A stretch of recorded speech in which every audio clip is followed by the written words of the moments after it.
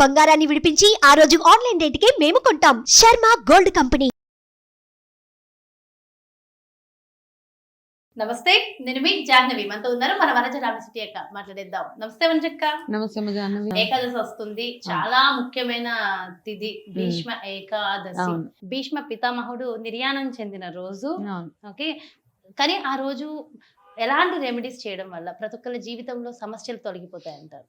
అయితే ఏకాదశి, భీష్మ ఏకాదశికి ప్రత్యేకత ఏంటంటే ఆ భీష్ముడు, కృష్ణుడు ఎప్పుడైతే భీష్ముడిని చూడడానికి వెళ్తారో అప్పుడు ఆయన్ని ఈ విష్ణు సహస్రనామం తోటి ఆయన పూజిస్తారనమాట. విష్ణు సహస్రనామం మనకి ఇంట్రడ్యూస్ చేసిందే భీష్మ పితామహులు. ఓకే, కాబట్టి ఆ సహస్రనామాన్ని, విష్ణు సహస్రనామాన్ని ఏ రోజు చదివినా చదవకపోయినా, అంటే ప్రతి ఏకాదశి ప్రతిరోజు విష్ణు సహస్రనామం చేస్తే అంటే అన్ని కష్టాల నుంచి బయటపడవచ్చు అని స్వయాన్ని శ్రీకృష్ణుడే చెప్పాడు మనకి.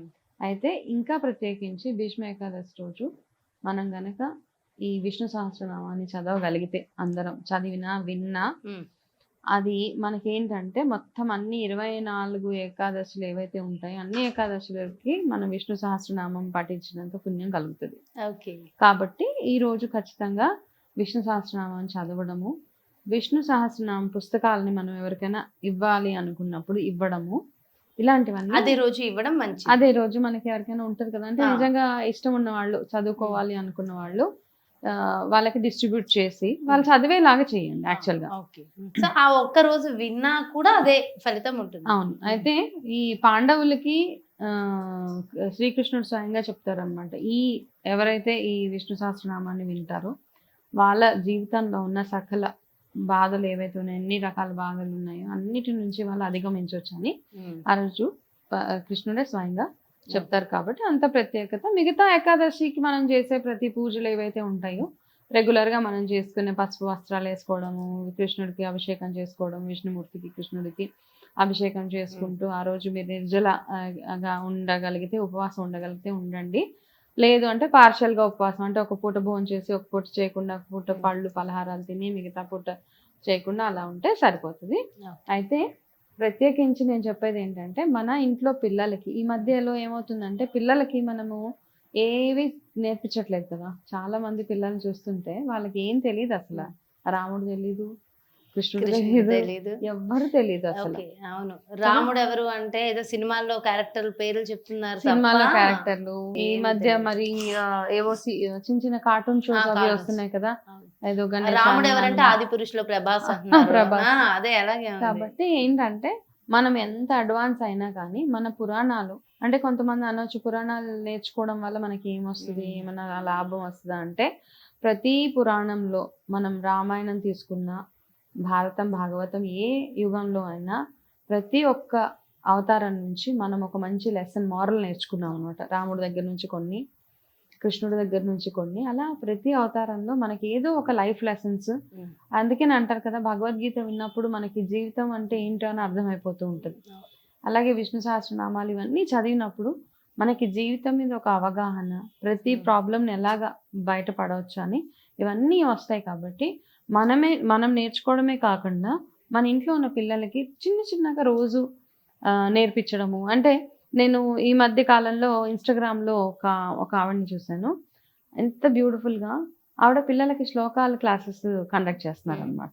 ఓకే, చెన్నైలో అందరు పిల్లలకి, చిన్న పిల్లలకి from age group of 5 to 12 years పిల్లలకి శ్లోకాల క్లాసెస్ కండక్ట్ చేస్తుంటే నాకు ఎంత బాగా అనిపించింది అంటే, హనుమాన్ చాలీస దగ్గర నుంచి ఎలా ఉచ్చారణ చేయాలి పిల్లలకి నేర్చుకుని, అండ్ దాంట్లో ఉన్న సారాంశం ఏంటి, ఎందుకు చదువుతున్నారు, దాని అర్థం ఏంటి అని చెప్తూ పిల్లలకి నేర్పిస్తుంటే పిల్లలందరూ నేర్చుకుంటున్నారు కూడా ఈ మధ్య.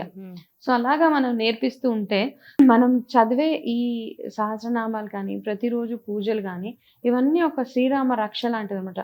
అంటే ఒక కవచం లాగా పిల్లలకి కానీ మనకి కానీ ఉంటుంది. సో మనం ఎటువంటి ఇబ్బందులు పడకుండా హెల్ప్ చేస్తుంది. కాబట్టి ఈ ఏకాదశి నుంచి ఎవరైనా సహస్రనామాలు, విష్ణు సహస్రనామం నేర్చుకోవాలనుకున్నా, చదువుకోవాలనుకున్నా చక్కగా ఈ ఏకాదశి నుంచి మొదలు పెట్టేయచ్చు. ఓకే, ఇంకా ప్రత్యేకమైన రెమెడీస్ అంటే మనం చాలా రెమెడీస్ ఇంతకుముందు చెప్పుకున్నాం కాబట్టి, అంటే ఇంకా అంతే, మనం ఏదైనా భగవంతుడిని ఏదైనా అడగాలి అంటే, ఏదైనా కోరిక ఉంది అంటే మొత్తం ఆయనకి సరెండర్ అయిపోవడం ఒకటి.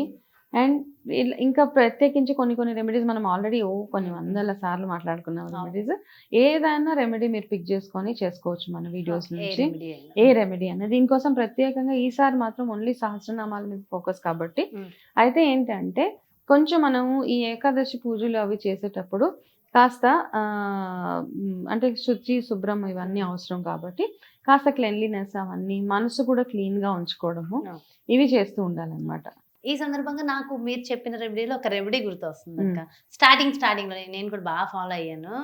అది రావి ఆకు మీద మనకున్న సమస్యను రాసేసి మనకున్న కోరికను రాయాలి. సమస్యలు రాసేసేమో దాన్ని కాల్చేయమన్నారు, కోరికను రాసేమో ఒక భగవంతుడి దగ్గర పెట్టి ఆ నైట్ ఉంచి నెక్స్ట్ డే చదవాలి. అది ఒక భీష్మ ఏకాదశి రోజే చెప్పారు. బాగా గుర్తు, లాస్ట్ ఇయర్ కాక బిఫోర్ లాస్ట్ ఇయర్ నాకు బాగా గుర్తుంది. అది చెప్పారు, చెప్పినట్టు నేను ఫాలో అయ్యాను. అవన్నీ రెమెడీస్ అంతే అంటున్నా కదా, అవన్నీ చేసుకున్నాం మనము.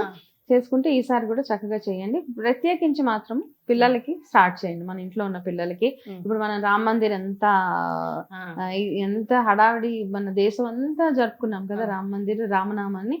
సో అలాగే మన ప్రతి హిందువులు ఇంట్లో విష్ణు సహస్రనామాన్ని ప్రతిరోజు చదివినా విన్నా, మనం అట్లీస్ట్ కొంచెం అంటే అంతా చదవలేకపోయినా కాస్త చదువుతూ ఉంటే భగవంతుడి ఆశీర్వాదం ఎప్పుడు మనతో ఉంటుంది. చాలా చాలా మంచి విషయం అక్క, మంచి విషయ పరిజ్ఞానము. అయితే మామూలుగా భీష్మ ఏకాదశి అంటే ఏమంటాడు, భీష్ముడికి ఉన్న క్వాలిటీస్ అన్ని అంటే ఆయన పట్టుదలకి పెట్టింది పేరు, ఇచ్చిన మాట తప్పడు, ఇవన్నిటికీ ఆయన పెట్టింది పేరు. కాబట్టి చాలా మంది ఏం చేస్తారంటే భీష్మ ఏకాదశి రోజు మంచి మంచి పనులు మొదలు పెట్టుకుంటారు అనమాట. అంటే ఎటువంటి విఘ్నాలు లేకుండా అవి జరిగిపోవాలని. సో మీరు ఏదైనా కొత్తగా ఏదైనా స్టార్ట్ చేయాలనుకున్నా, మీ లైఫ్ లో ఏదైనా కొత్త రెజల్యూషన్స్ తెచ్చుకోవాలనుకున్నా ఈ రోజు స్టార్ట్ చేసుకోండి. చక్కగా చేసుకుంటే ఎలాగో పెళ్లిళ్ళ సీజన్ కాబట్టి సో ఏది చేయాలనుకున్నా మంచి జరుగుతుంది. ఎవరైనా సత్యనారాయణ వ్రతాలు చేయించుకోవాలనుకున్నా చక్కగా ఈ రోజు చేయించారు. శుభకార్యాలు, పుణ్యకార్యాలు ఏవైనా చేయవచ్చు. అండ్ చాలా చాలా మంచి విషయం మా అందరికి అందించారక్క. చక్కటి విషయ పరిజ్ఞానాన్ని కూడా కలిగించారు. Thank you so much Vanjika. నమస్తే. ఎస్, చూసారు కదండి, మరి ఇది చక్కగా భీష్మ ఏకాదశి రోజు మనందరం కూడా ఆచరించవలసిన విధి విధానాలు, ఖచ్చితంగా చేయవలసిన ఒక చిన్న రెమెడీస్ చాలా డీటెయిల్గా ఎక్స్ప్లెయిన్ చేశారు కదా. మరో చక్కటి ప్రత్యేకమైన కార్యక్రమంతో మళ్ళీ మీ ముందుకు వచ్చేస్తాను. అలాగే మీకు ఎలాంటి సందేహాలు ఉన్నా, మరి వనజక్క ద్వారా మీరు తెలుసుకోవాలి చక్కటి సమాధానాలు అనుకుంటే డెఫినెట్గా మీ ప్రశ్నల్ని కూడా కమెంట్స్ రూపంలో తెలియజేయండి. నమస్తే.